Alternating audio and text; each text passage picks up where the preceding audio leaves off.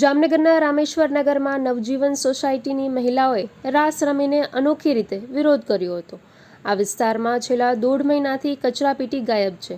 સ્થાનિકોએ મહાનગરપાલિકા ખાતે રજૂઆત પણ કરી હતી, છતાં આ સમસ્યાનો નિકાલ ન આવતા સોસાયટીની મહિલાઓ એકઠી થઈ અને રાસ રમી વિરોધ નોંધાવી તાત્કાલિક કચરાપેટી મૂકવાની માંગ કરી હતી।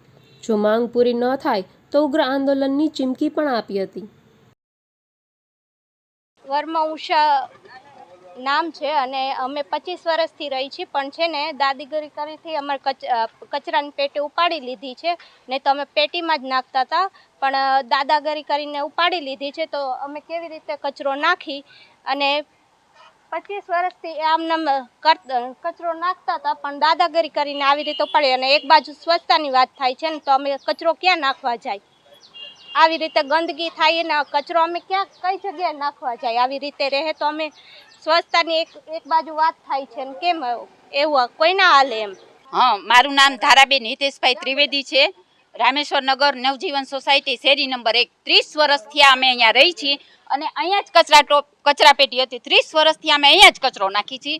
કેટલી વખત રજૂઆત કરી, લેખિત રજૂઆત કરી। આજે 1.5-2 મહિનાથી આ કાંઈ પણ નિકાલ નથી આવતો ભાઈ। તો નિકાલ તો કાંઈક આવવો જોઈએ ને। કચરો નાખવા બૈરાવ ક્યાં જાય? અમારા ઘરમાં ગઈજું માણા છે, કોકવાર કપડાં બપડા બગેડા ક્યાં નાખવા જવાનું ને? ઓલો તો ભાઈ જ્યારે આવતો હોય ત્યારે એ કચરા ડોર વાળા આવે, તો તે સિવાય અમારે શું કરવાનું? અમે તમને વિનંતી કરી છે કે આ કચરા પેટી ઉપાડી તો બીજી મુકાવો, કાંઈક વ્યવસ્થા કરો। અમારે કચરો નાખવા ક્યાં જવું?